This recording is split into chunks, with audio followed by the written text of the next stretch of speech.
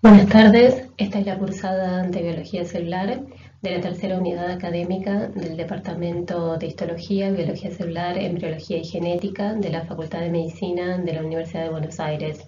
La tercera unidad académica se encuentra a cargo del profesor titular, el doctor Juan José López.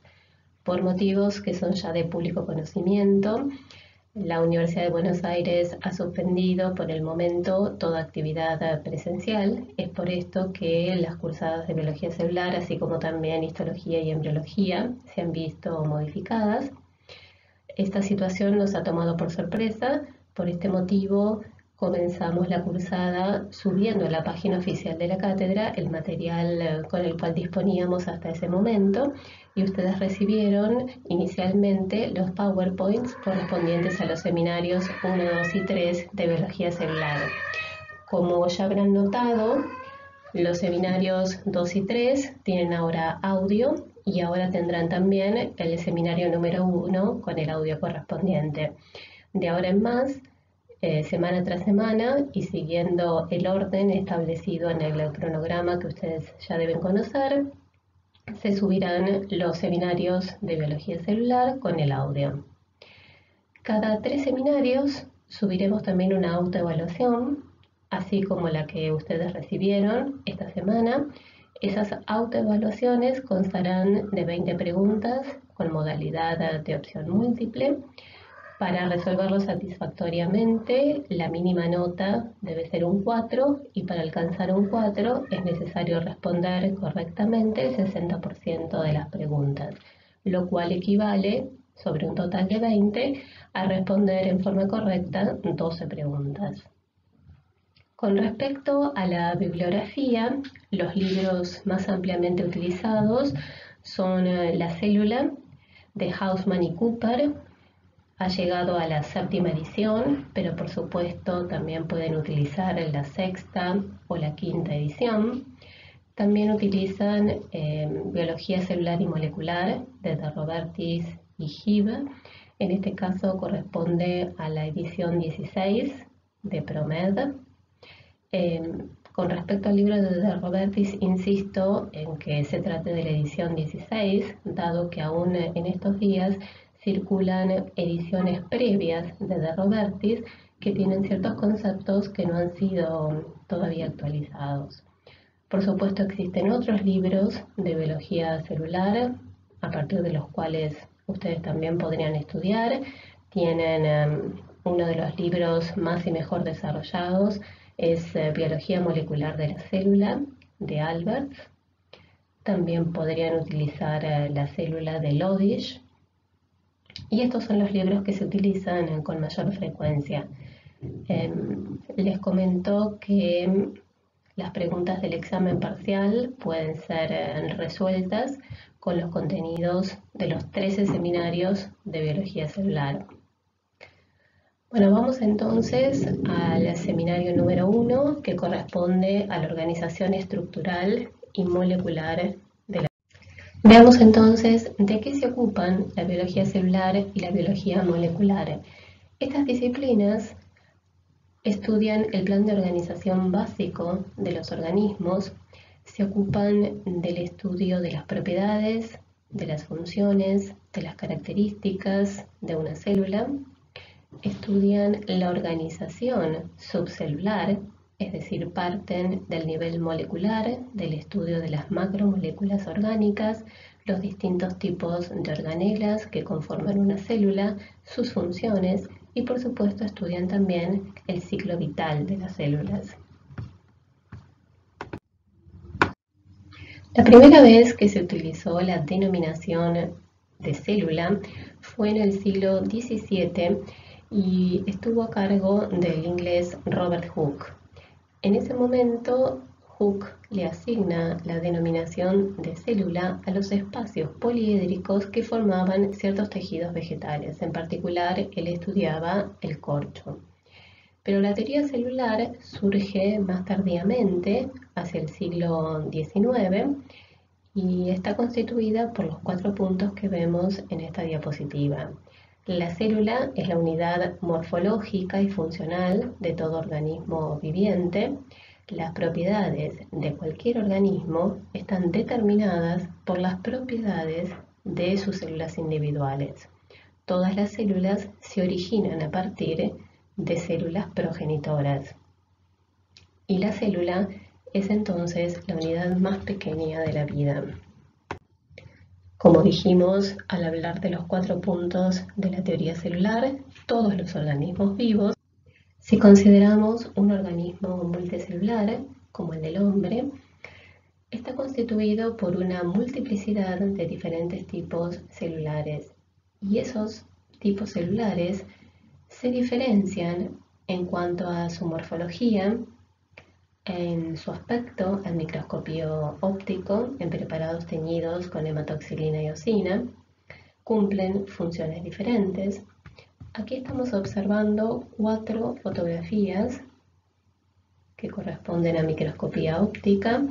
La primera de ellas vemos una célula grande con un núcleo también grande, redondeado, un nucleolo muy evidente. Esto es tejido nervioso.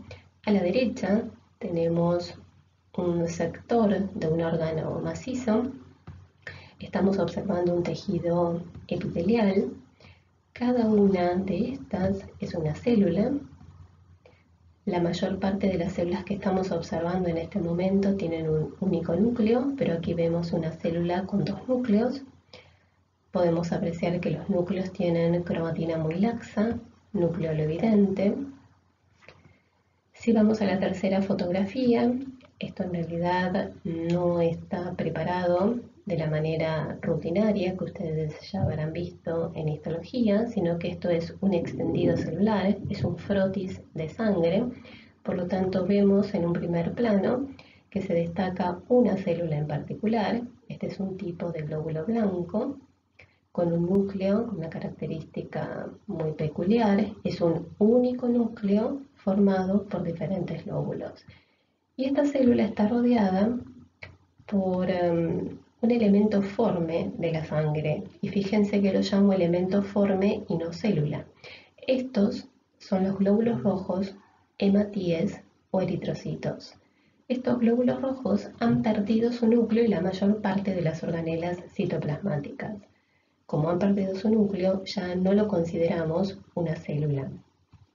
Y si vamos a la última de las 4 fotografías, y aquí prestemos atención a las diferencias en el tamaño de las células, fíjense el tamaño de esta célula, el tamaño de esta, o incluso de cada una de las células del hígado.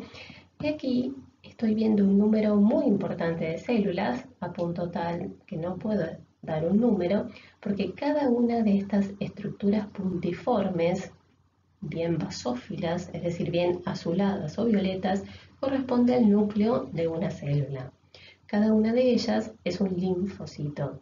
Por lo tanto, el tamaño de las células varía mucho.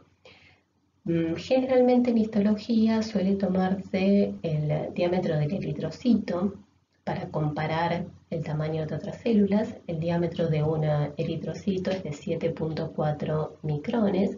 Tenemos células, por supuesto, más grandes, de 12, 15 micrones de diámetro.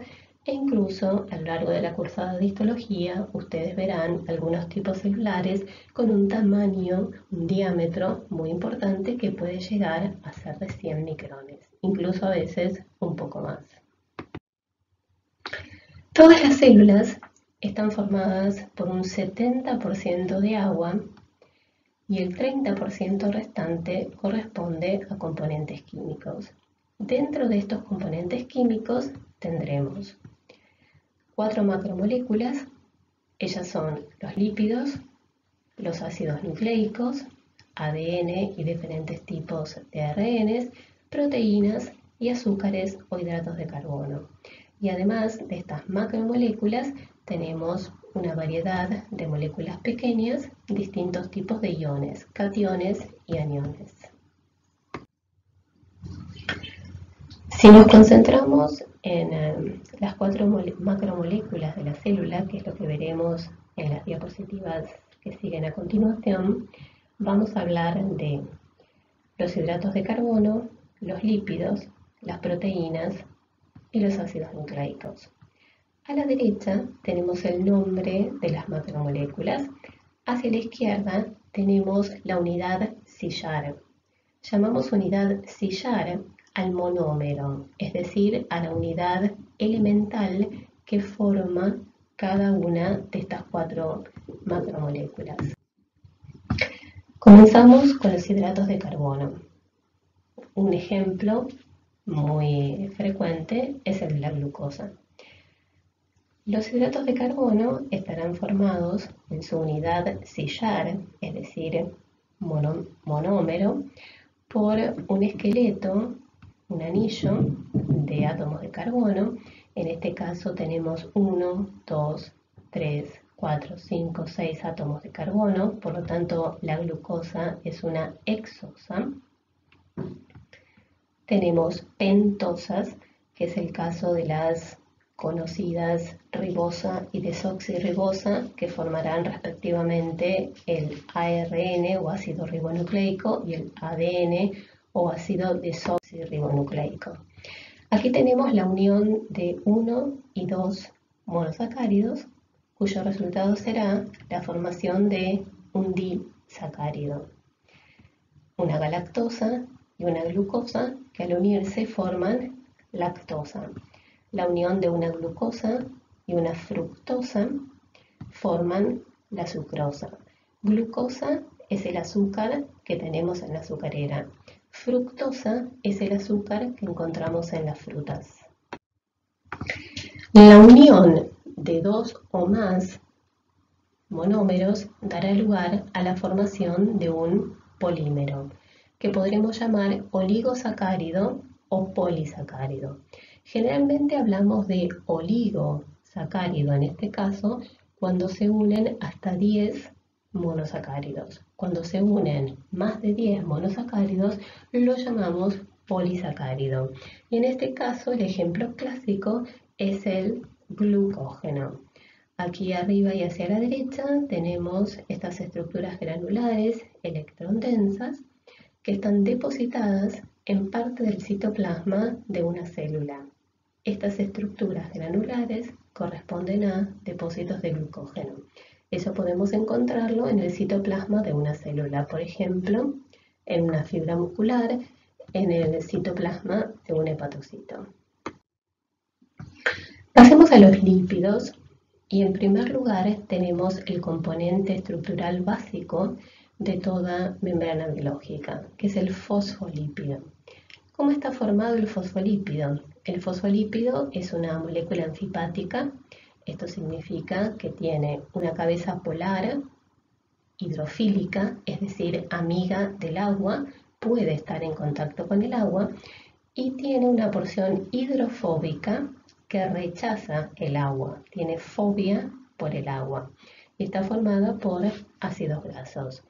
La cabeza polar contiene un alcohol primario, que en el caso de los glicerofosfolípidos es el glicerol, está unido a un grupo fosfato, y después tenemos un segundo grupo polar que corresponde a distintos tipos de alcoholes secundarios, que puede ser colina, serina, etanolamina o inositol.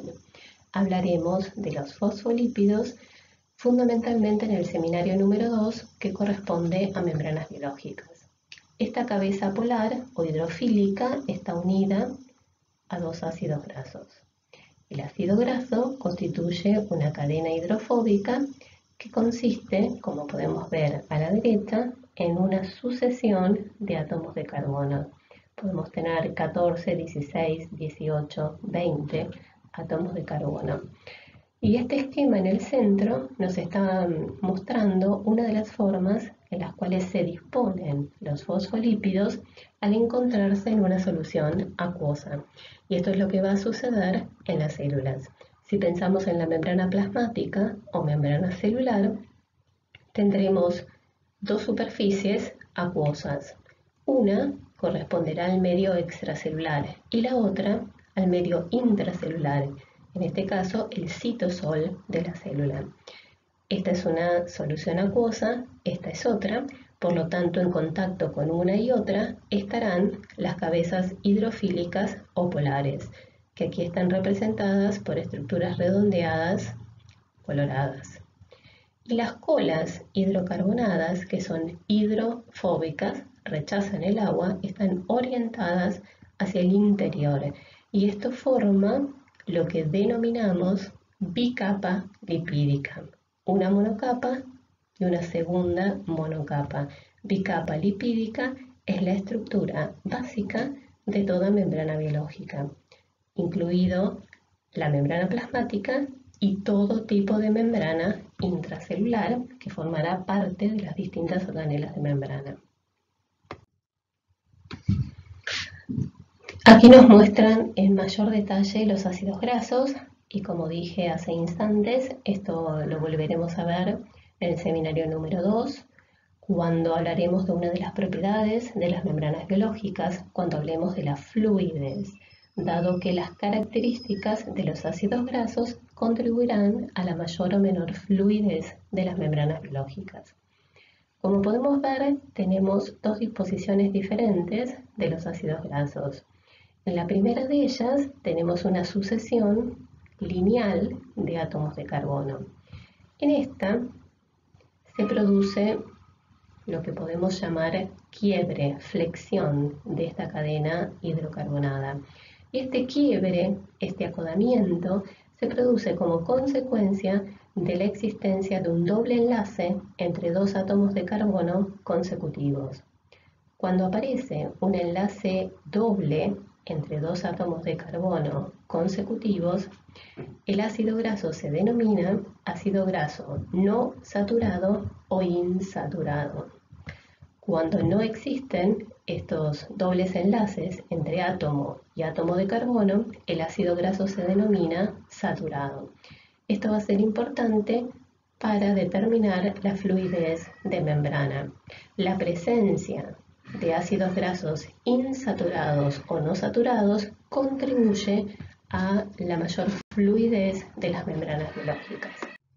Esta diapositiva nos presenta un segundo lípido, el colesterol, también un constituyente muy importante de membranas biológicas, y su concentración también está directamente relacionada con la mayor o menor fluidez de membranas. A mayor concentración de colesterol, menor fluidez de membrana. Repito, esto lo discutiremos en el seminario número 2 de biología celular. La estructura del colesterol es muy diferente si la comparamos con los fosfolípidos. Está formado por anillos cíclicos. Y si prestamos atención a la derecha, vemos que solamente esta muy pequeña porción de toda la molécula de colesterol, que está representada por una estructura redondeada roja, se encuentra a la misma altura que las cabezas hidrofílicas o polares de los fosfolípidos. Esto significa que solamente esta pequeña porción de toda la molécula de colesterol, que corresponde a un grupo hidroxilo, es polar. Es la única porción del colesterol que puede estar en contacto con el agua. Como vemos, el resto de la estructura del colesterol se ubica entre las colas hidrocarbonadas, hidrofóbicas o no polares de los fosfolípidos. Pasemos a las proteínas. La unidad sillar elemental o básica de las proteínas es el aminoácido. ¿Cómo está formado este monómero? Todo aminoácido está formado por un átomo de carbono unido a 4 grupos químicos distintos. Tenemos un grupo amino, un grupo carboxilo, un hidrógeno. Todos los aminoácidos tendrán los componentes que acabamos de describir. La diferencia entre los diferentes tipos de aminoácidos, existen 20 aminoácidos esenciales, está dada por el grupo químico que ocupa lo que denominamos cadena lateral. Por lo tanto, cada aminoácido será individual teniendo en cuenta el grupo químico que constituye su cadena lateral. Los monómeros, es decir, los aminoácidos, se unen entre sí a través de lo que se denomina enlace peptídico y forman la sucesión de aminoácidos, lo que denominamos péptido. Al igual que mencionamos en el caso de los azúcares, podemos hablar de oligopéptido cuando tenemos una proteína formada por menos de 10 aminoácidos, y si se unen más de 10 aminoácidos hablamos de polipéptido. Una proteína puede estar formada por varias subunidades. Dijimos que cada aminoácido tiene un grupo amino y un grupo carboxilo. Si consideramos un péptido, el grupo amino del primer aminoácido será el extremo amino terminal de la proteína, y el grupo carboxilo del último aminoácido será el grupo carboxilo terminal de esa proteína. Existen distintos tipos de aminoácidos, como ya dijimos. Los aminoácidos pueden clasificarse teniendo en cuenta criterios diferentes. Podemos hablar de aminoácidos polares, aminoácidos no polares, pero también podemos tener en cuenta las características más específicas del grupo lateral, y en ese caso podríamos hablar, por ejemplo, de aminoácidos ácidos, que es el caso del ácido aspartico, el ácido glutámico; de aminoácidos básicos, es el caso de arginina, lisina, histidina; y por supuesto, algunos aminoácidos tienen una carga negativa o una carga positiva neta en su cadena lateral, y otros no tienen carga. Las proteínas tienen distintas estructuras. Tienen una estructura primaria que corresponde a la sucesión de aminoácidos, o sea, es una sucesión lineal de monómeros, y esa proteína, una vez sintetizada, se pliega con el propósito de alcanzar una configuración tridimensional determinada que va a darle la funcionalidad a esa proteína. Si una proteína se pliega mal, en condiciones normales, ese mal plegamiento debe ser reconocida y esa proteína debe ser marcada para ser eliminada, porque si no se pliega correctamente, no adquiere una estructura tridimensional apropiada y no podrá llevar a cabo sus funciones de manera satisfactoria. Esa cadena lineal de aminoácidos adquiere una estructura secundaria que puede ser de dos tipos diferentes: alfa hélice o lámina beta plegada. Estas continúan plegándose para adquirir una estructura terciaria, y finalmente llamamos estructura cuaternaria a las proteínas que están formadas por más de una subunidad. En este caso tenemos una proteína tetramérica, está formada por 4 subunidades diferentes. Esta bien podría ser el caso de la hemoglobina, que es la proteína que transportan los glóbulos rojos, o bien la mioglobina, que es la proteína que encontraremos en las fibras musculares. Pasemos ahora a la última de las 4 macromoléculas. Se trata de los ácidos nucleicos. ¿Cuál es la unidad estructural, la unidad básica o elemental? ¿Cuál es la unidad sillar de los ácidos nucleicos? Es el nucleótido. ¿Cómo está formado este monómero? Un nucleótido está formado por un azúcar, que será una pentosa. Como ustedes ven, tiene 5 átomos de carbono. La pentosa se une de modo covalente a una base nitrogenada, se establece un enlace de tipo beta-N-glicosídico, y hasta aquí tenemos lo que llamamos nucleósido. Cuando este nucleósido se une a uno o más grupos fosfatos, tenemos entonces un nucleótido. En el caso del ARN tendremos ribonucleótidos, dado que el azúcar, la pentosa, es la ribosa. En el caso del ADN tenemos desoxirribonucleótidos, dado que la pentosa es la desoxirribosa. Las bases nitrogenadas. Las bases nitrogenadas consisten en 2 grupos: bases púricas y bases pirimidínicas. Las bases púricas consisten en 2 anillos, las bases pirimidínicas en un anillo único. Las bases púricas son la adenina y la guanina. Las bases pirimidínicas son el uracilo, la timina y la citosina. Los enlaces, en el caso de la molécula de ADN, que es una molécula bicatenaria, esas dos cadenas se mantienen unidas por el establecimiento de enlaces, puentes de hidrógeno, entre las bases nitrogenadas de ambas cadenas.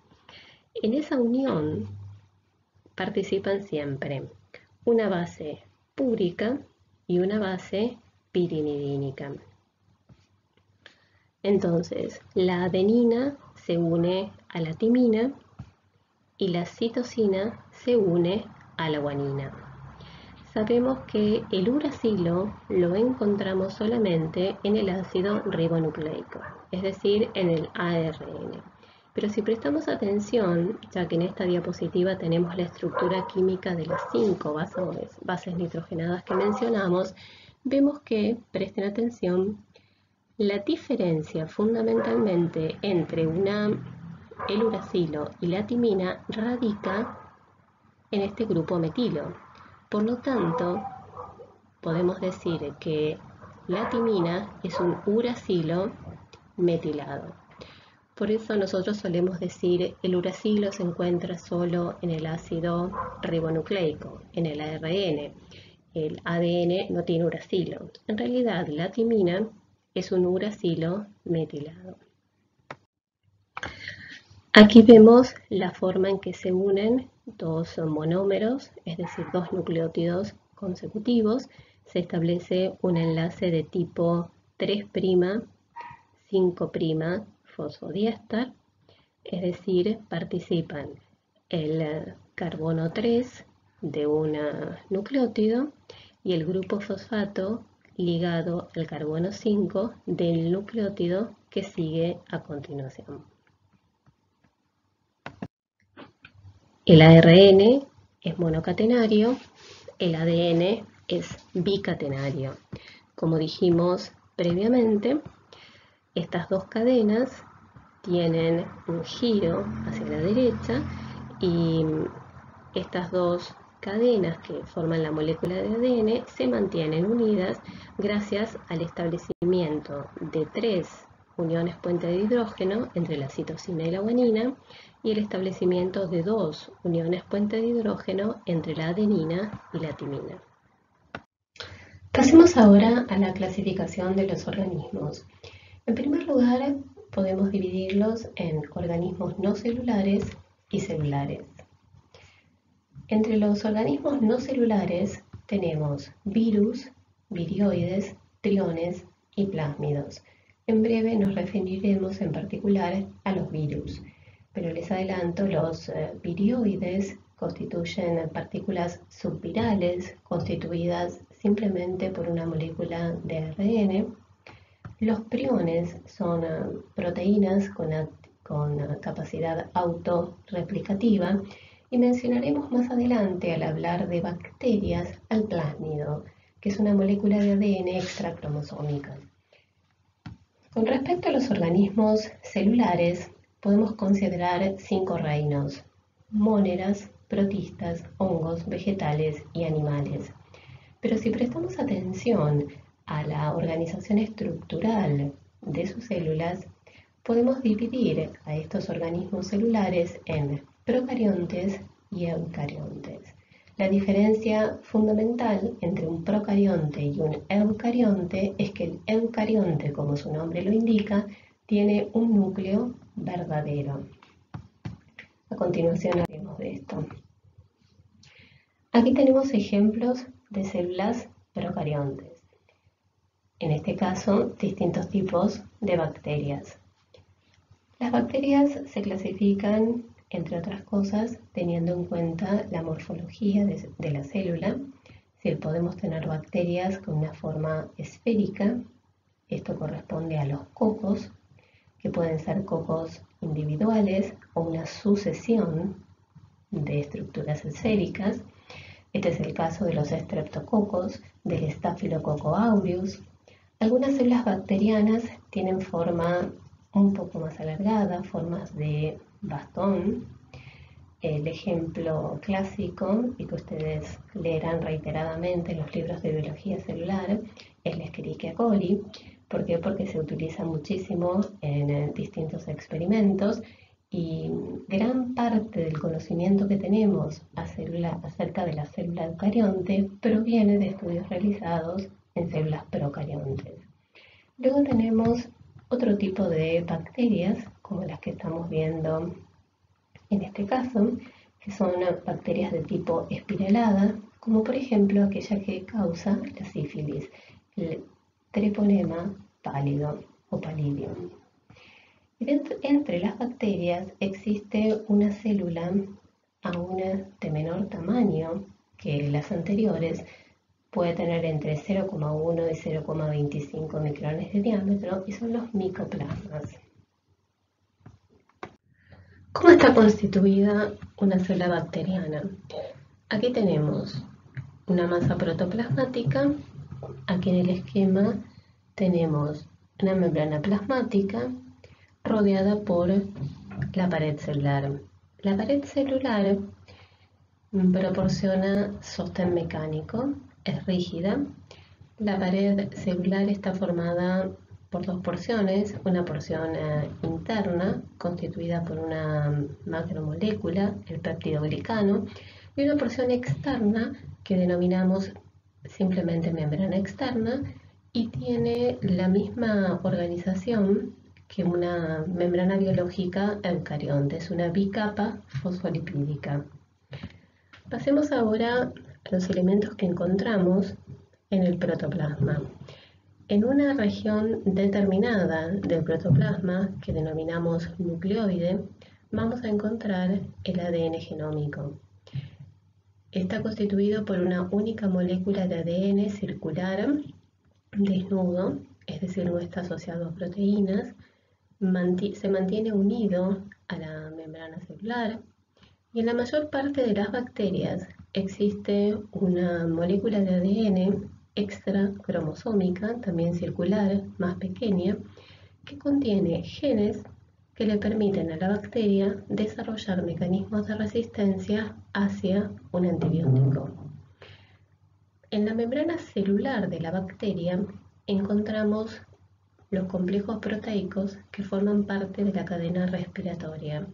Es decir, en la membrana celular encontramos los complejos proteicos equivalentes a aquellos que encontramos en la membrana mitocondrial interna en una célula eucarionte. ¿Qué otras estructuras encontramos en el protoplasma, además del ADN cromosómico y de los vectores?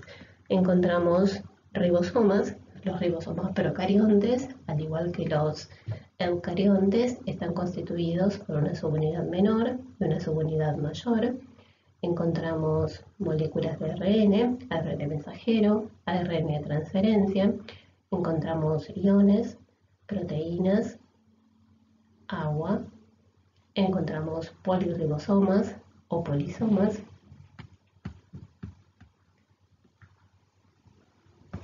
Y las bacterias, como estamos viendo aquí a la izquierda, se dividen por fisión binaria.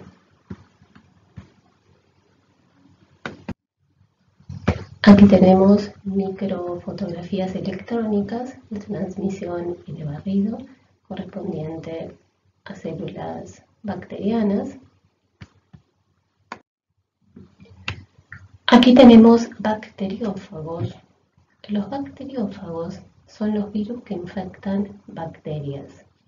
El bacteriófago tiene clásicamente esta apariencia. Aquí encontramos el ADN y este ADN, el ácido nucleico, va a ser inyectado a través de esa estructura en la célula huésped, que en este caso será la célula bacteriana. Virus. Aquí estamos viendo fotografías electrónicas correspondientes a distintos virus que son capaces de causar enfermedad en el ser humano. ¿Cómo está formada una partícula virial completa e infectante, lo que denominamos virión? Un virus consiste en ácido nucleico. Ese ácido nucleico puede ser ARN o ADN, por eso hablaremos de virus A, ADN y virus A, ARN. Ese material genético, ADN o ARN, está rodeado por unidades proteicas que constituyen la cápside, y algunos virus, rodeando a la cápside, tienen una envoltura de naturaleza fosfolipídica. Aquí vemos, por ejemplo, picornavirus. El picornavirus es el nombre de una familia de virus. Son virus ARN monocatenario. Comprenden desde aquellos virus que causan el resfrío común, es decir, los rinovirus. También comprenden enterovirus. Incluye esta familia picornavirus al virus que causa la poliomielitis. Aquí a la derecha arriba tenemos herpesvirus, también una familia de virus, en este caso ADN bicatenario, y comprende al herpes simple 1 y 2, el virus que causa la varicela, y también tiene otros tipos de herpesvirus, por ejemplo los gamma herpesviridae, que involucran al virus de Epstein-Barr, al citomegalovirus. Aquí en el centro vemos el virus de la hepatitis B, es un virus ADN, pertenece a la familia Hepadnaviridae, tiene tropismo por el hígado, es decir, afecta el hígado, causando una enfermedad de tipo inflamatoria, causa necrosis celular, causa inflamación. Aquí tenemos el virus de la influenza que causa la gripe común, la familia adenovirus, que involucran virus que causan enfermedades de las mucosas respiratorias, causan también enfermedades gastrointestinales. Aquí tenemos al virus papiloma humano, un virus ADN. Los hay de riesgo diferente. Algunos pueden causar simplemente verrugas, otros tienen una malignidad mayor y pueden causar cáncer, por ejemplo, cáncer de vulva, cáncer de vagina, cáncer de cuello uterino, cáncer de pene, e incluso pueden también causar algunos tipos de carcinoma de garganta y de boca.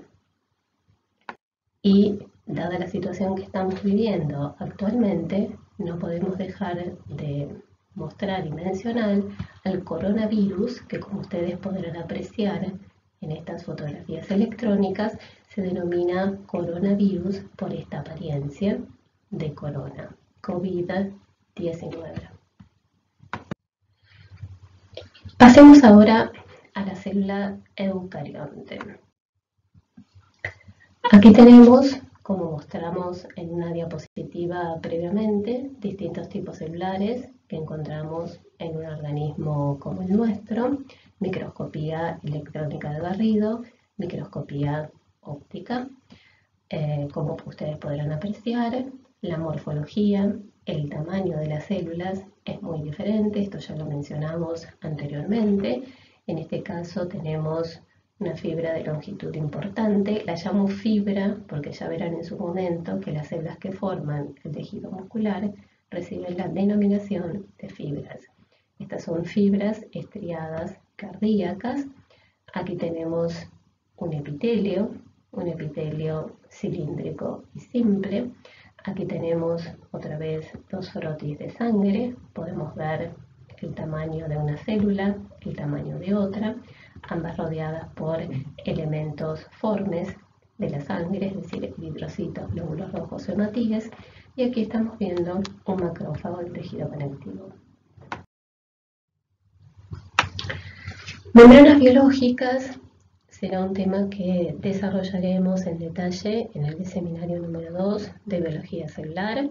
Por ahora digamos que la estructura básica de toda membrana biológica, y en esto incluimos a la membrana plasmática o membrana celular y a todas las membranas internas de una célula eucarionte, está constituida por una monocapa externa, y una monocapa interna, es decir, una bicapa lipídica. Aquí tenemos fosfolípidos, colesterol. Inserta en esta bicapa fosfolipídica tenemos distintos tipos de proteínas que cumplen funciones diversas, y aunque esta imagen no lo muestra, también tenemos hidratos de carbono asociados tanto con los lípidos como con las proteínas. Quiero comentarles antes de continuar que el hecho de estar incluyendo en forma más tardía con respecto a los seminarios 2 y 3, el hecho de estar subiendo el seminario número 1 con audio, luego del 2 y del 3, no los alterará bajo ningún punto de vista, dado que, como ustedes podrán advertir, en particular una vez finalizada esta charla, el seminario número 1 fundamentalmente es una presentación de la materia. Ya se habrán percatado de que menciono cosas que serán desarrolladas en profundidad en un seminario a posteriori. Aquí les estoy nombrando las membranas biológicas y esto lo desarrollamos en el seminario número 2. Voy a hablar de organelas de membrana y ya hemos tenido el sistema de endomembranas, por lo menos la primera parte.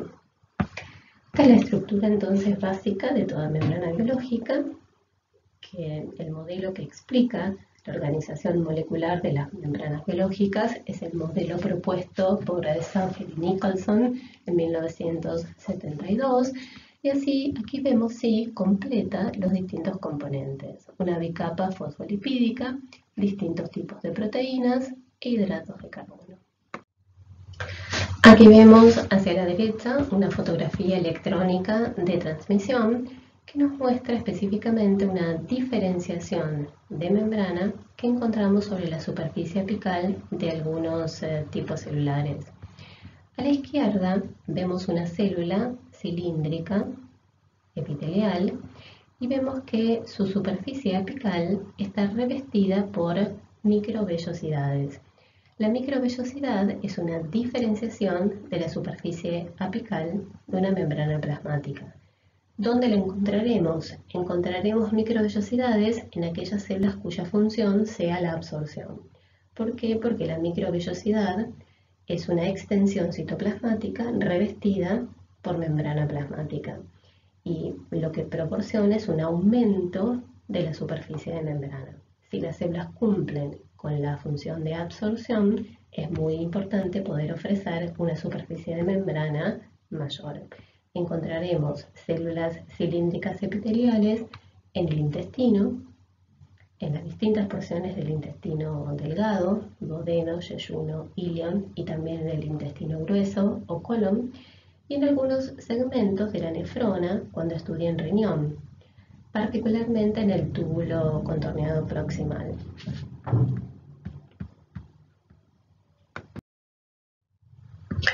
Aquí vemos otras diferenciaciones de membrana, en este caso a lo largo de la superficie lateral de las células. Aquí tenemos una célula y otra. Estas diferenciaciones de membrana corresponden a distintos tipos de unión. Si comenzamos desde la superficie apical, tenemos las uniones oclusivas o sonula occludens, tenemos los desmosomas maculares o desmosomas puntiformes. Aquí no aparecen los desmosomas en banda. Y por último nos encontramos con las llamadas uniones gap, uniones nexo o uniones en hendidura, que permiten la comunicación entre célula y célula a través del pasaje de iones y metabolitos por estos canales. Si vamos a la superficie basal de esta célula, nos encontraremos con un hemidesmosoma, y este hemidesmosoma lo que permite es mantener anclada a esta célula sobre su matriz extracelular. Si se trata de una célula cilíndrica epitelial, como en este dibujo, esta superficie basal es mantenida a través de este hemidesmosoma sobre la membrana basal. ¿Qué son las organelas u organoides? Las organelas son estructuras celulares estables, y utilizamos este adjetivo estable con respecto a las organelas celulares para diferenciarlas de lo que mencionaremos a continuación, que son las inclusiones celulares. Entonces, las organelas u organoides son estructuras estables, cada una de ellas tiene una o varias funciones específicas. Tenemos organelas de membrana, como podemos ver aquí a la izquierda, y organelas microtubulares. En este caso a la izquierda tenemos una mitocondria rodeada por cisternas del retículo endoplasmático rugoso. Y a la derecha tenemos una organela microtubular que corresponde a un par de centríolos. Como dije antes, ¿qué son las inclusiones? Las inclusiones constituyen componentes heterogéneos en una célula, frecuentemente transitorios, a veces pueden volverse permanentes, y las inclusiones pueden tratarse, por ejemplo, de la acumulación o el depósito de pigmentos o bien productos de desecho. Aquí vemos otras organelas de membrana, es decir, además de las mitocondrias que vimos antes, tenemos la envoltura nuclear o carioteca, la porción rugosa del retículo endoplásmico, la porción lisa del retículo endoplásmico, el aparato de Golgi, los lisosomas. Todas las que acabo de mencionar son organelas de membrana. Todas estas organelas de membrana simple. Las mitocondrias son organelas de doble membrana. Como dije anteriormente, este seminario número 1 es una presentación de la materia.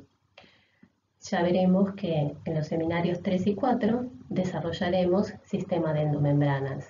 En el seminario 5 desarrollaremos mitocondrias y peroxisomas.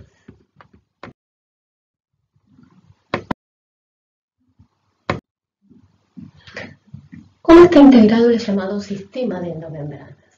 Sistema de endomembranas, también conocido como sistema vacuolar citoplasmático, es un conjunto de organelas de membrana que se ubica en el citoplasma de la célula y está constituido por la envoltura nuclear o carioteca, que es un sistema de doble membrana, el retículo endoplásmico con sus dos porciones, la porción granular o rugosa y el retículo endoplasmático liso, el aparato de Golgi.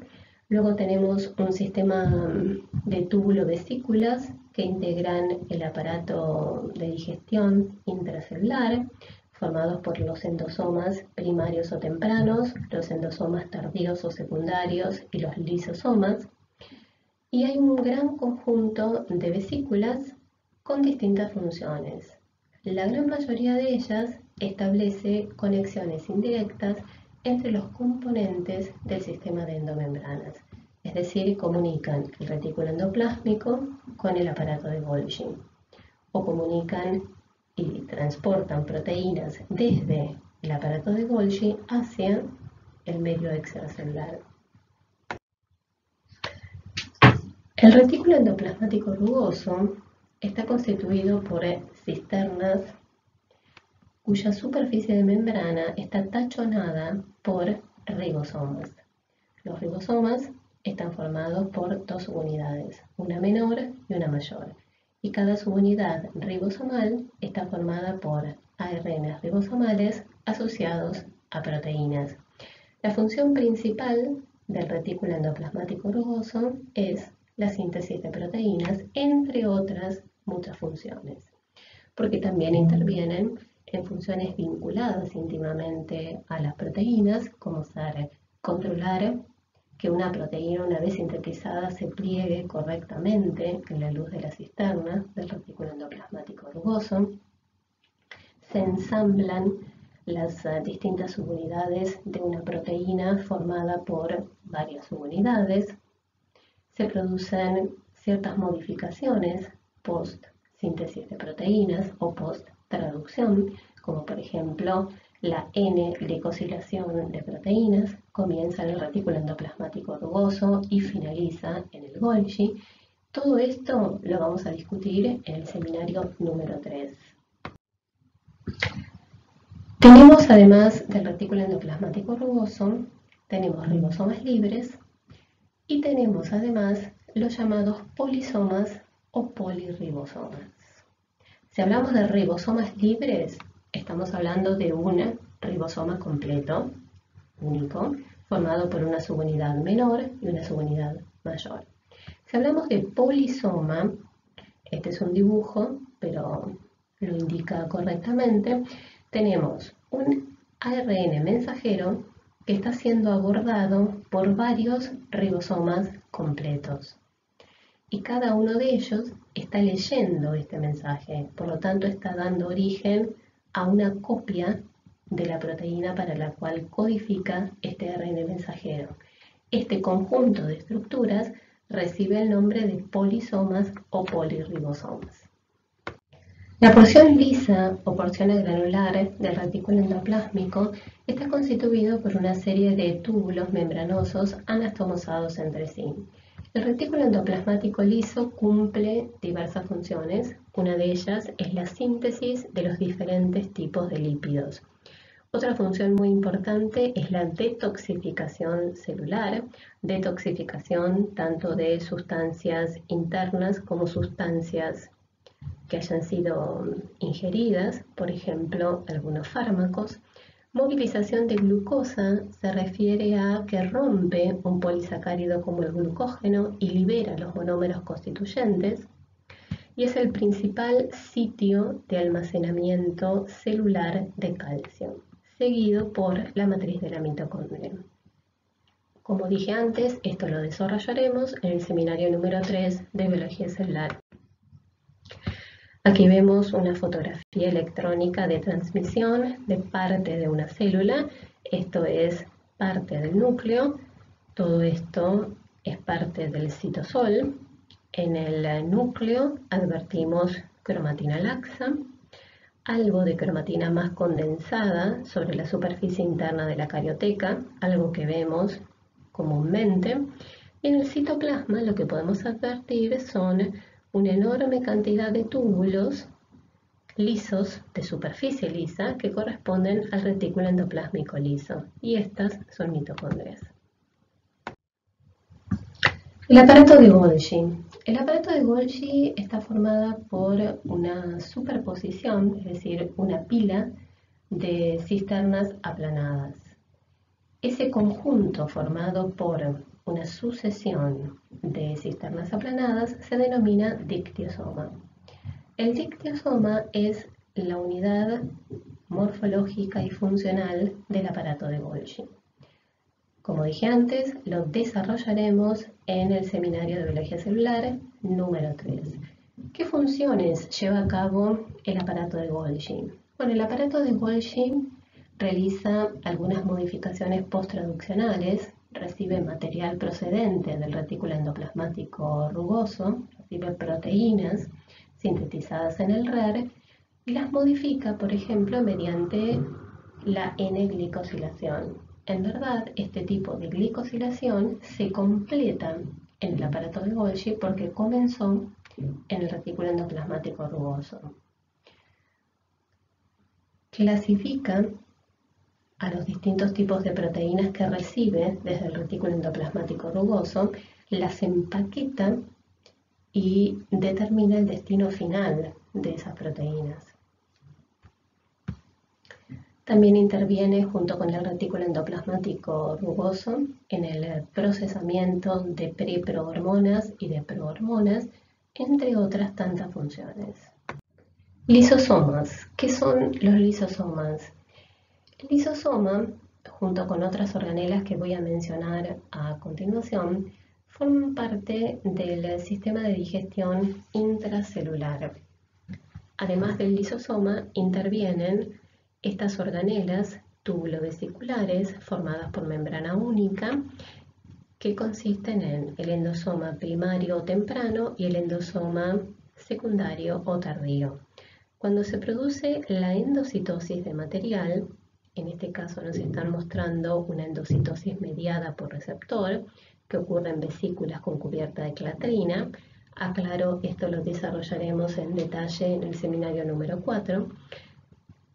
Esta invaginación inicial pierde contacto con la superficie de origen, se forma una vesícula endocítica que pierde rápidamente su cubierta de clatrina y esta vesícula se fusiona con el endosoma primario o temprano.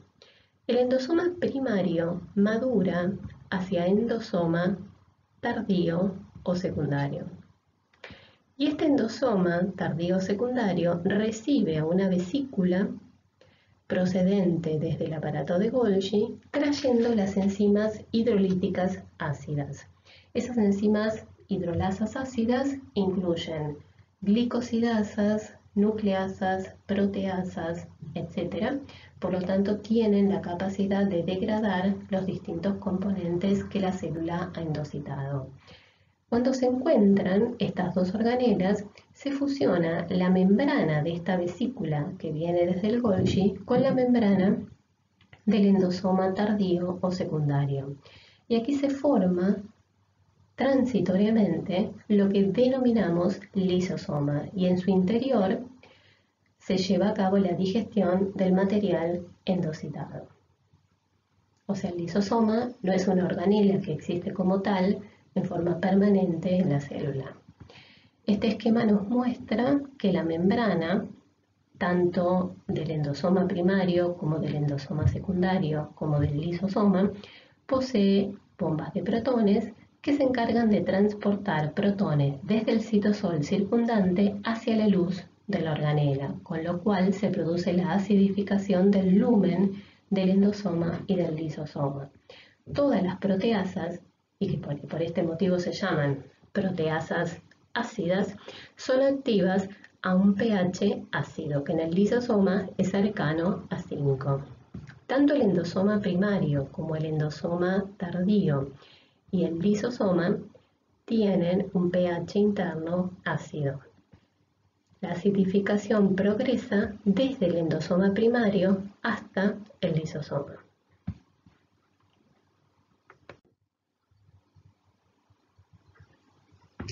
Aquí tenemos fotografías electrónicas de transmisión que corresponden a endosomas.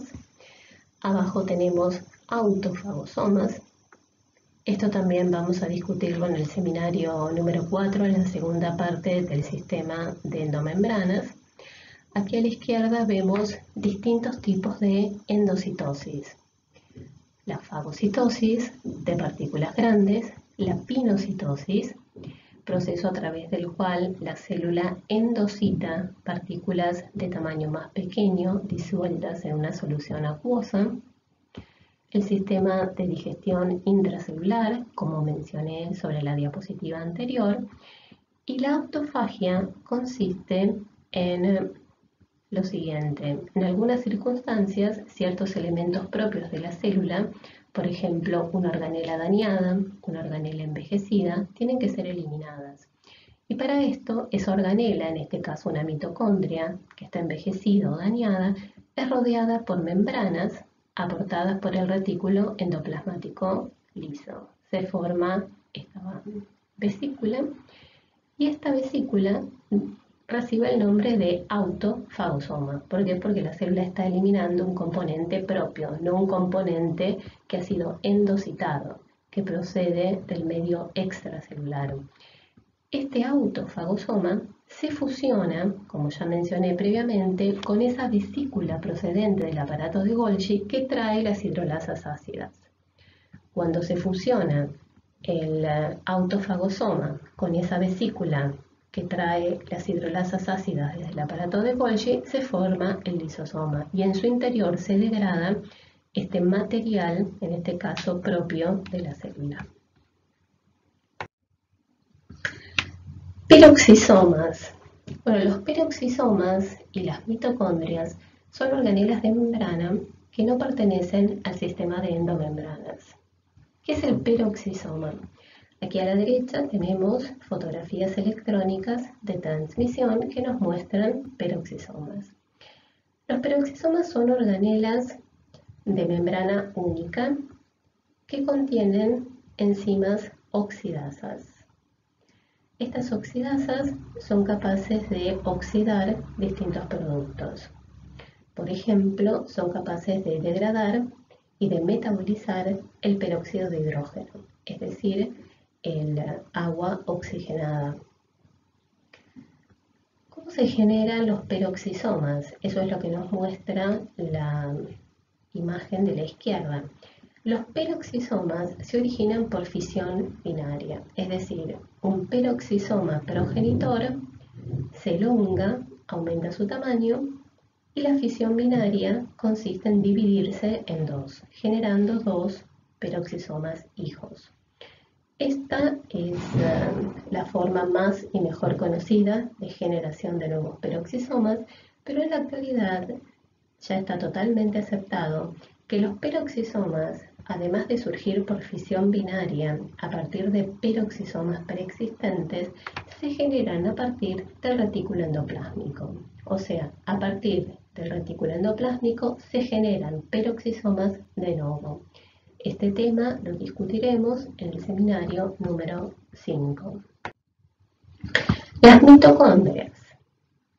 Microscopía electrónica de transmisión hacia la izquierda, esquema hacia la derecha. La mitocondria es una organela de doble membrana. Tiene una membrana interna y una membrana externa. Se limitan dos cámaras o compartimientos, una cámara interna o matriz mitocondrial y una cámara externa que queda comprendida entre las membranas externa e interna de la mitocondria. La membrana mitocondrial interna tiene una superficie muy extensa porque consta de estas prolongaciones, muchas veces digitiformes, que forman las llamadas crestas mitocondriales. Por excelencia, la mitocondria es la organela generadora de moléculas de ATP. A lo largo de la membrana mitocondrial interna se encuentran los complejos proteicos que forman la llamada cadena respiratoria o cadena transportadora de electrones. Ese transporte de electrones se acopla con la fosforilación oxidativa y de esa manera se generan moléculas de ATP. Las moléculas de ATP proporcionan la energía necesaria para diversos procesos celulares fundamentales y generalmente las mitocondrias varían en número y varían también en su aspecto morfológico, dependiendo del tipo celular que estemos considerando, y en los distintos tipos de células suelen estar ubicadas en aquellas regiones donde es necesaria la utilización de moléculas de ATP. En la matriz mitocondrial encontramos distintos componentes. Algo que es imposible no mencionar es que la mitocondria es una organela semiautónoma. La mitocondria contiene sus propias moléculas de ADN, son múltiples, tienen ARNs mensajeros, ARNs de transferencia, tienen ribosomas completos, formados por una subunidad ribosómica menor y una subunidad ribosómica mayor. Es decir, la mitocondria tiene en la matriz mitocondrial o cámara interna toda una maquinaria biosintética completa y es capaz de sintetizar 13 de sus proteínas. Por eso decimos que es una organela semiautónoma. El resto de las proteínas las exporta desde el citosol. Además, en la matriz mitocondrial se llevan a cabo otras funciones, como por ejemplo el ciclo de Krebs, la decarboxilación del piruvato, la beta-oxidación de ácidos grasos, etc. Insisto, este tema lo desarrollaremos en detalle en el seminario de biología celular número 5. Aquí vemos una mitocondria, la microscopía electrónica de transmisión, que no hace falta decir tiene un aspecto diferente al de la mitocondria que veíamos en el diapositivo anterior.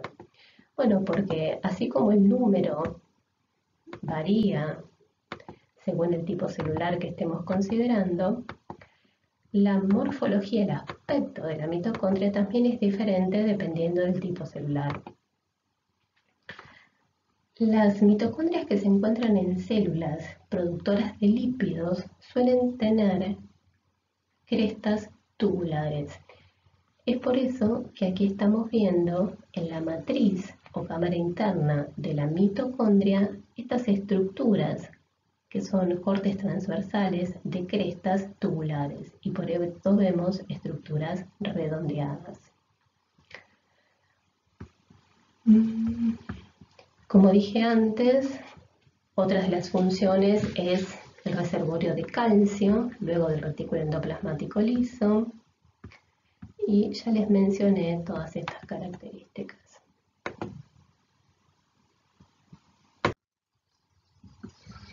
¿Qué es una célula polarizada? Una célula polarizada es aquella que reúne las siguientes características. Si consideramos la membrana plasmática de esta célula, en este caso estamos en presencia de un esquema correspondiente a una célula cilíndrica o columnar de tipo epitelial. Esta es la superficie apical, esta es la superficie basal y estas sus superficies laterales.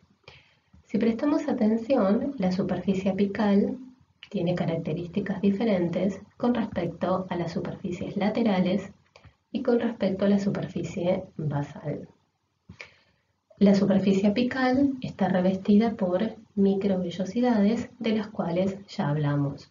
Los diversos complejos de unión vamos a encontrarlos a lo largo de las superficies laterales de la membrana plasmática que permiten el contacto célula a célula. Y en la superficie basal tendremos hemidesmosomas. Y también característicamente en la zona vasolateral encontramos a la bomba sodio-potasio ATPasa.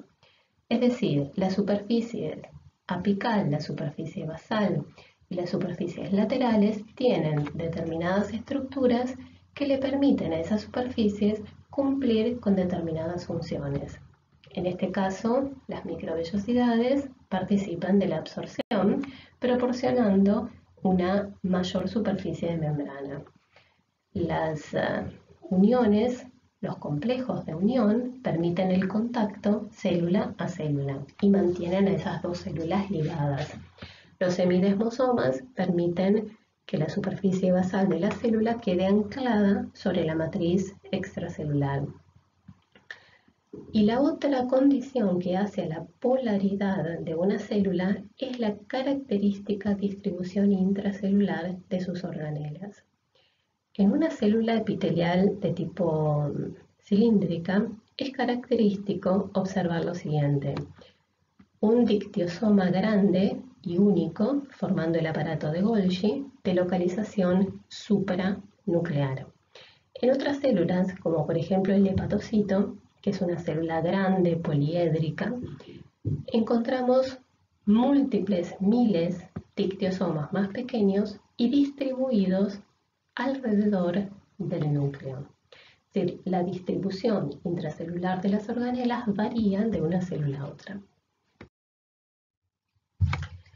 Pasemos ahora al núcleo de la célula. Ya veremos en el seminario número 7, núcleo interfásico, hablaremos de la carioteca, de los poros nucleares, y a partir de ese momento, en forma sucesiva, hablaremos de la duplicación del ADN, luego de la transcripción y luego de la síntesis de proteínas, que ocurre, por supuesto, en el citosol. Entonces, lo que estamos viendo en estos momentos es el llamado dogma central de la biología molecular. ¿A qué se refiere este dogma central de la biología molecular? Se refiere al flujo de la información génica.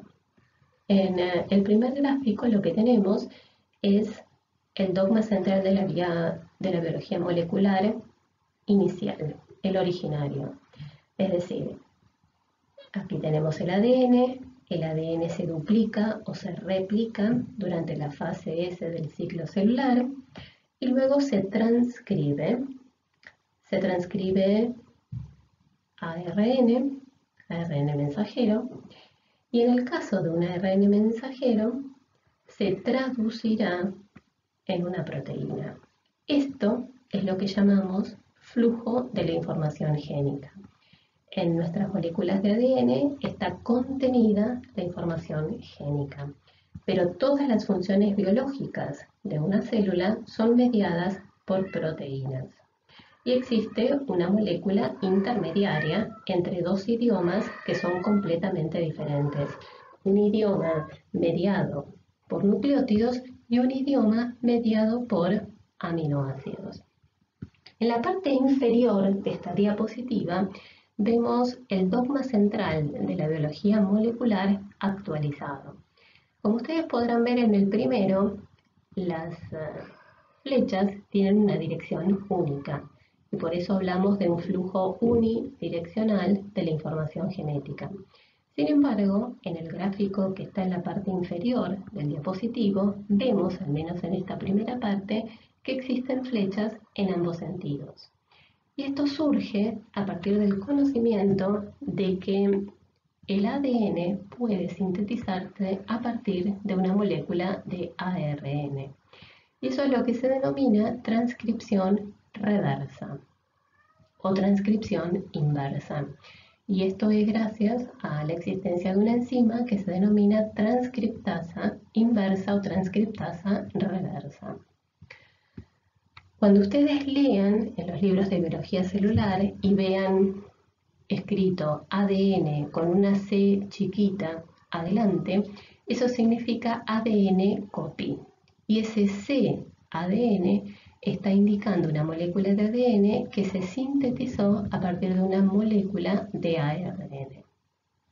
Los retrovirus tienen como ácido nucleico ARN y poseen una transcriptasa reversa. Luego tenemos la transcripción del ARN, que en el caso de tratarse de un ARN mensajero, dará lugar a la traducción o síntesis de proteínas. Ahora sabemos que existen proteínas con capacidad autorreplicativa, que son los priones. Así que este es el dogma central de la biología molecular actualizado. Entre la membrana nuclear eucarioteca y el citoplasma existe una comunicación en ambos sentidos, desde el citoplasma hacia el núcleo, desde el núcleo hacia el citoplasma. Y esto lo estudiaremos en detalle en el seminario número 7, que corresponde a núcleo interfásico, pero ya vamos a mencionar algo en el seminario número 4 de biología celular. Cuando observamos una célula al microscopio óptico, incluso esto les pasará durante sus trabajos prácticos de histología, utilizando preparados con la técnica histológica de rutina, teñidos con la tinción que combina un colorante ácido como la eosina con un colorante básico como la hematoxilina. La forma en que ustedes vean esa célula, es decir, cómo está teñido el citoplasma, cómo está teñido el núcleo, les proporcionará información respecto de la o las funciones de esa célula. Aquí vemos a la derecha una célula en un preparado histológico observado con microscopía óptica de luz convencional, y en el centro y hacia la izquierda tenemos células observadas a microscopio electrónico de transmisión. Es decir, la microscopía electrónica nos permite ver, por ejemplo, el desarrollo de las distintas organelas en el citoplasma, la abundancia de cada una de esas organelas, nos permite ver el grado de condensación de la cromatina, nos permite identificar el o los múltiples nucleolos, aunque el grado de condensación de la cromatina también es posible de ser observada en los preparados histológicos de rutina teñidos con H&E, al igual que el nucleolo también se hace evidente en aquellas células que así lo presentan en preparados histológicos de rutina a microscopía óptica de luz convencional. Bueno, en el centro estamos viendo parte de un núcleo y una pequeña porción de citoplasma de una célula.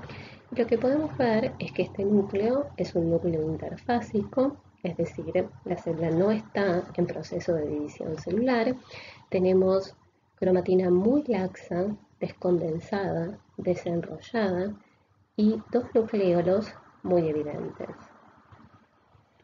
¿De qué nos habla la cromatina laxa? La cromatina laxa nos está indicando que la actividad transcripcional en esta célula es muy alta, independientemente del tipo de genes que esta célula transcriba.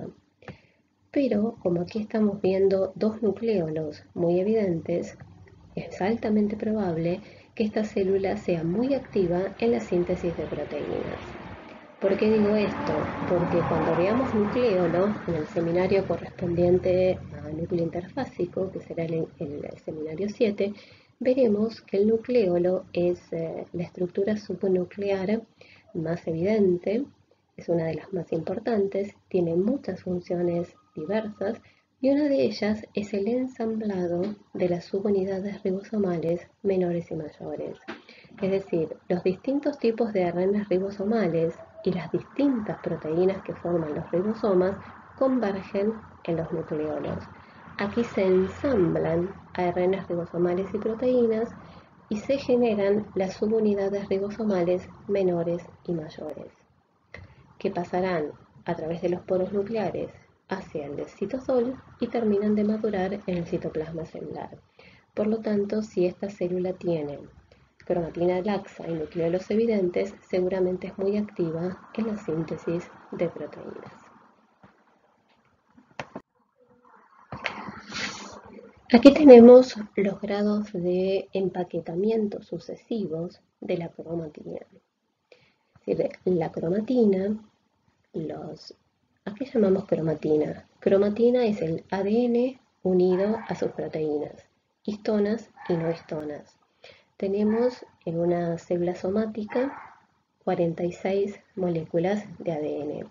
El ADN se encuentra empaquetado. El primer grado de organización es la llamada fibra fina de cromatina o fibra de 10 nanómetros, que presenta este aspecto arrosariado, y esto corresponde a estas estructuras esféricas que ven una a continuación de la otra, corresponde al llamado nucleosoma. Y entre nucleosoma y nucleosoma aparece el ADN lineal. Esta fina fibra de cromatina se pliega sobre sí misma, se enrolla sobre sí misma y genera la fibra gruesa de cromatina, también conocida como solenoide, que es la fibra de 30 nanómetros de diámetro. Ahora veamos qué es el nucleosoma. El nucleosoma está formado por un core, es decir, una porción central, que consiste en un octámero de histonas, 8 histonas, 2 moléculas de H2A, 2 moléculas de H2B, 2 moléculas de H3, 2 moléculas de H4. Y en torno a ese octámero de histonas se enrolla el ADN. Se enrollan 146 pares de bases. Esto es lo que denominamos nucleosoma. Aquí tenemos un esquema de nucleosoma, el octámero de histonas y los 146 pares de bases.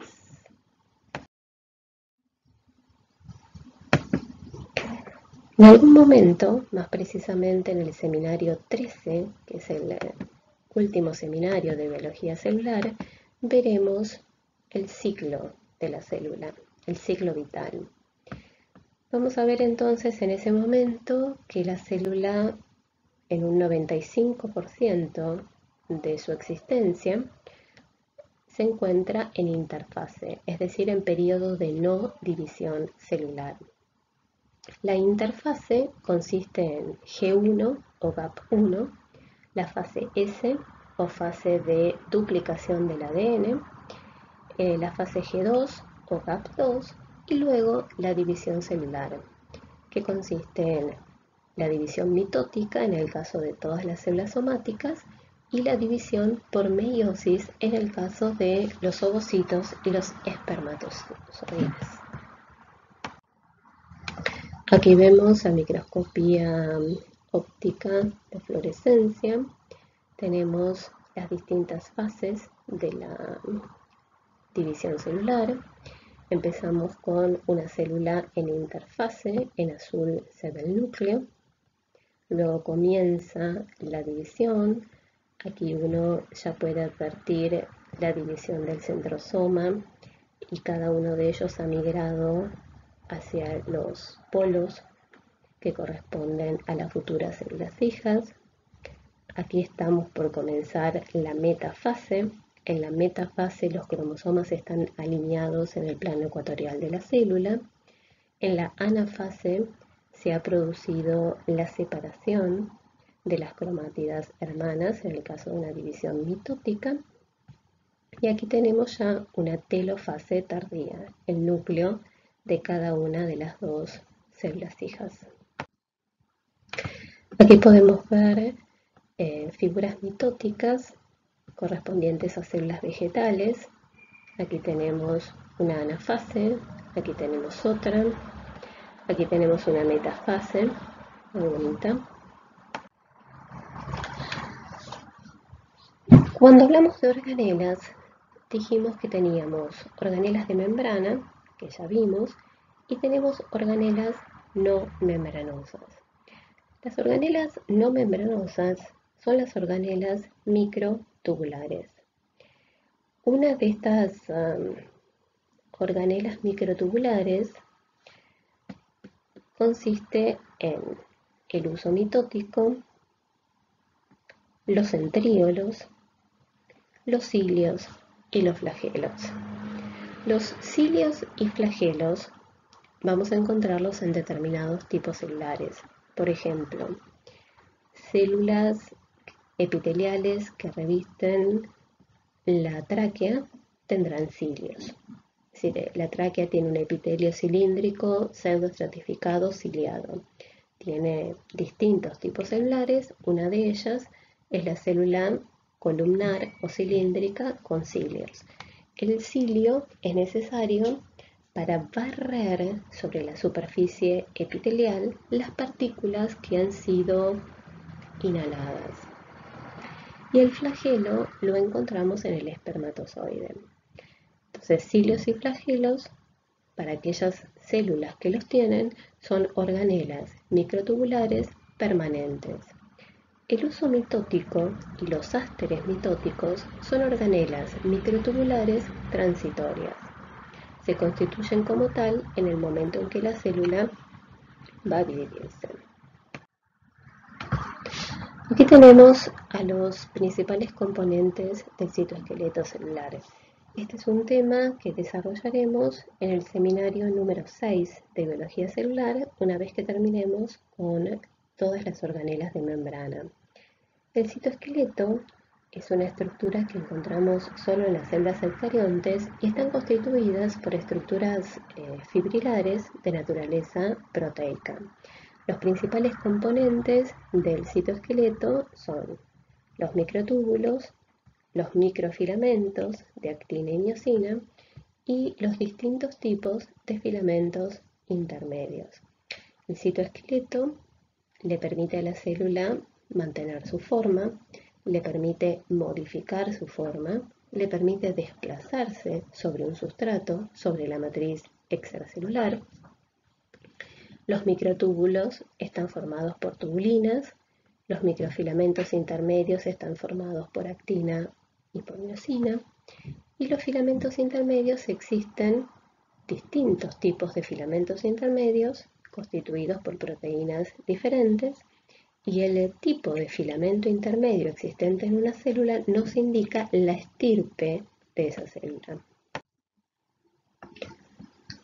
¿Para qué sirve una técnica de inmunocitoquímica?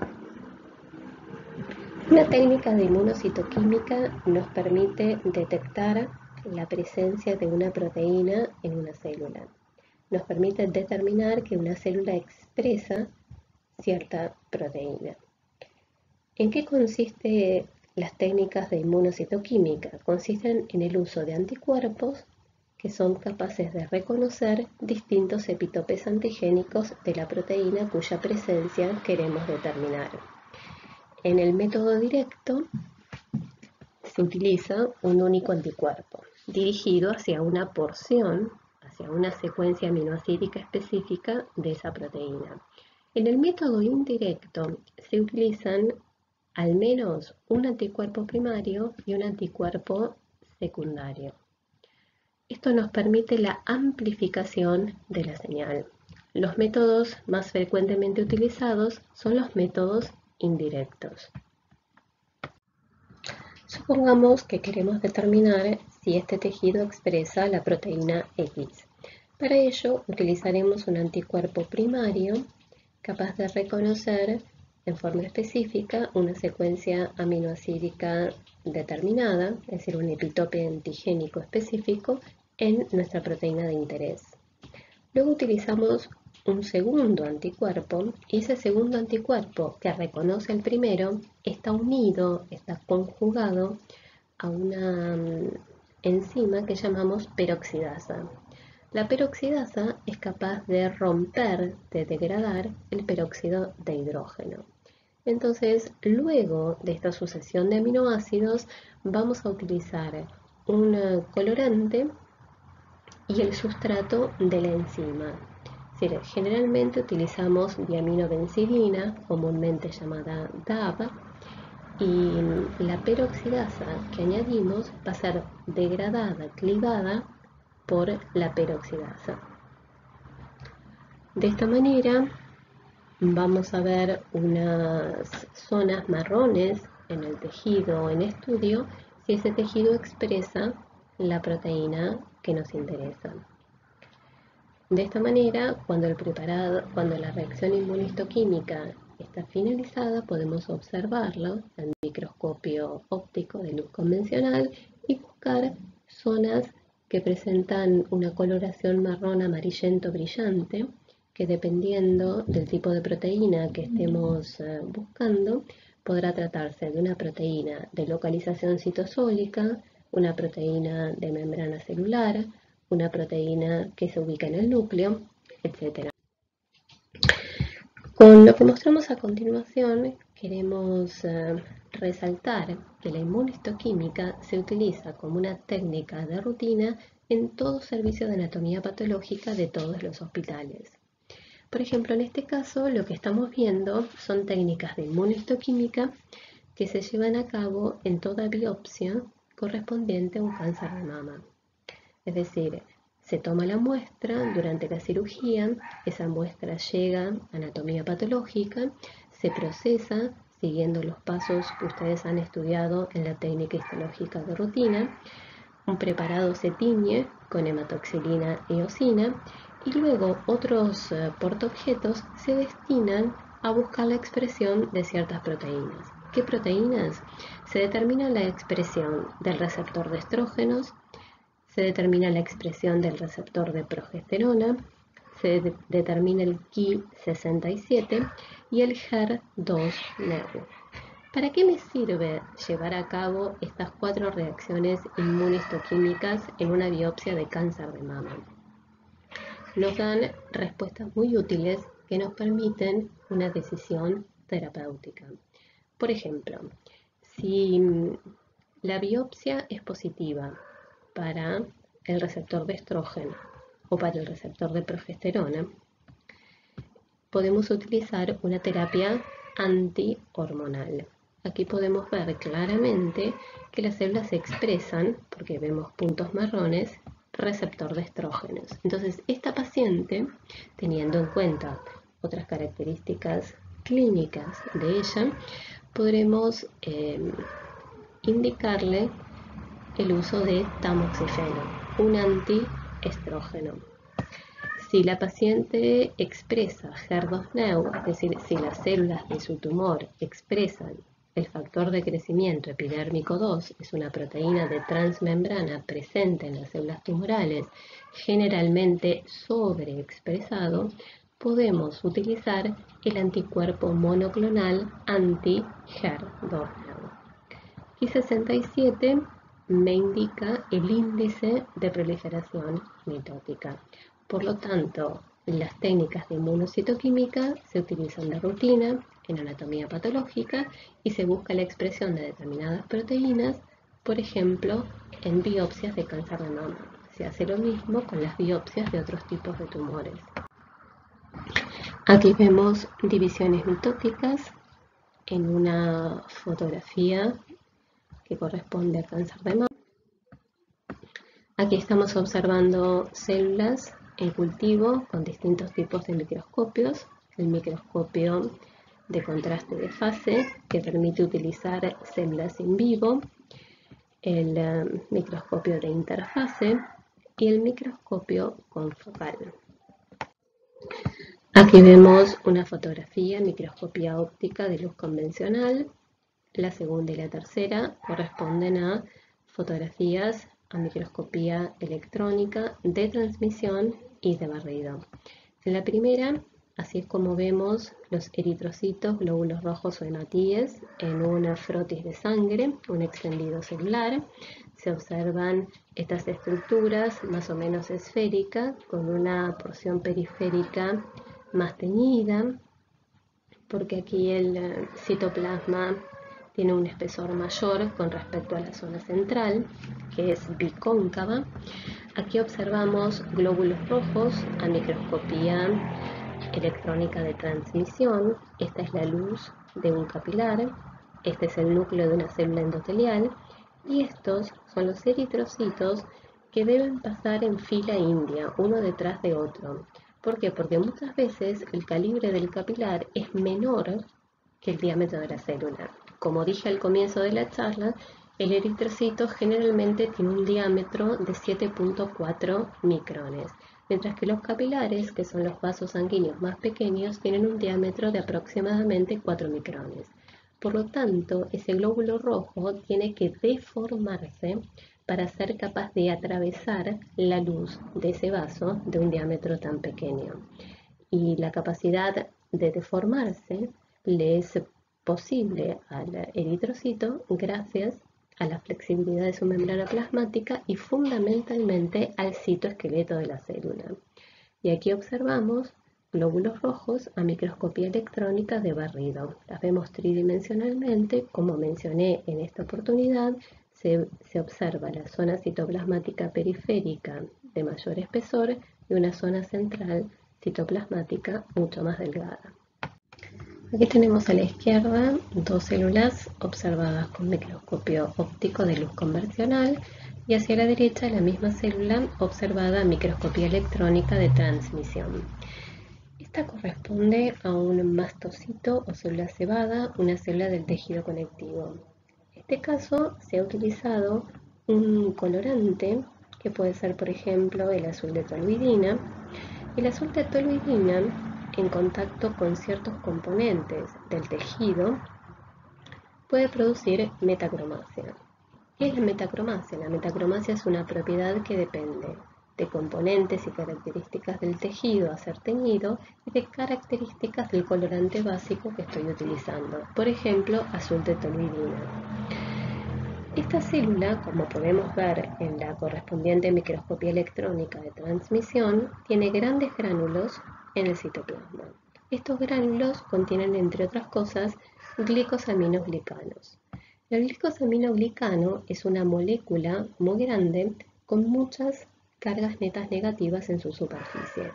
Al existir una molécula polianiónica, es decir, con muchas cargas negativas, atrae a las unidades monoméricas de este colorante básico, por ejemplo azul de toluidina, que tiene cargas positivas. Esos monómeros se van uniendo en forma sucesiva, se polimerizan y allí se produce el viraje del espectro de absorción de ese colorante. Es originalmente basófilo y luego la coloración se observa azul, rojiza, incluso hasta púrpura en algunas ocasiones.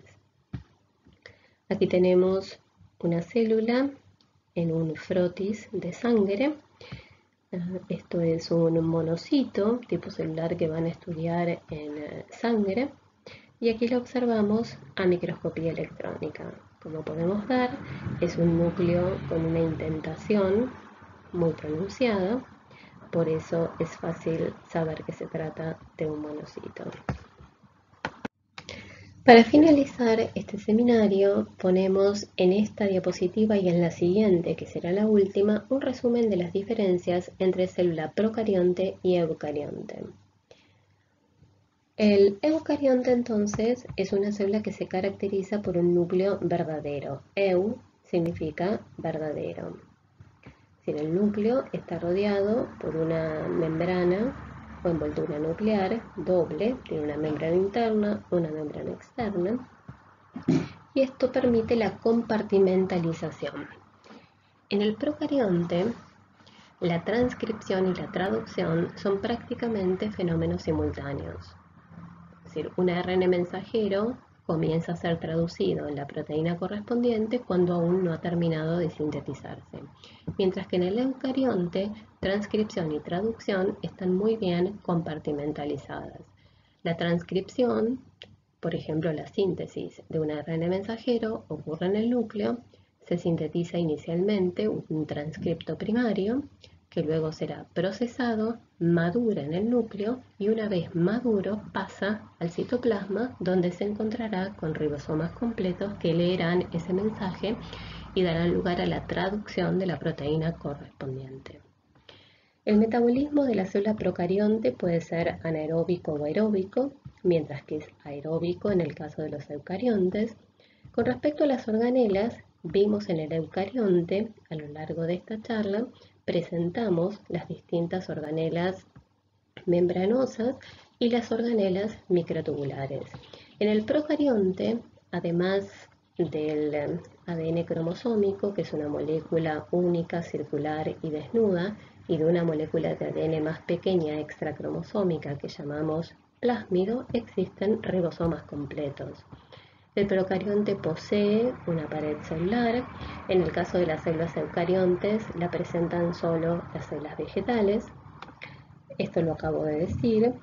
El ADN del procarionte es circular, desnudo, una molécula única y se encuentra en una porción específica del protoplasma que se denomina nucleoide.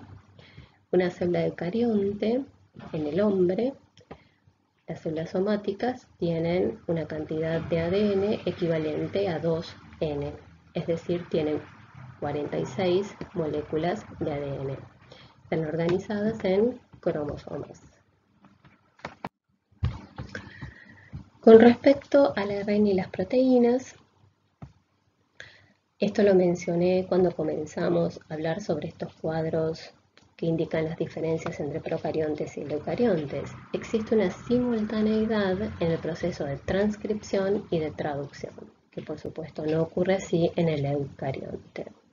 El procarionte no posee citoesqueleto, no hay flujo citoplasmático y no se producen los procesos de endocitosis y exocitosis que sí acontecen en las células eucariontes. El procarionte se divide por fisión binaria. El eucarionte, las células somáticas se dividen por mitosis y las células sexuales o gametos por meiosis. Los procariontes son principalmente organismos unicelulares y los eucariontes multicelulares. Con esto terminamos el seminario número 1.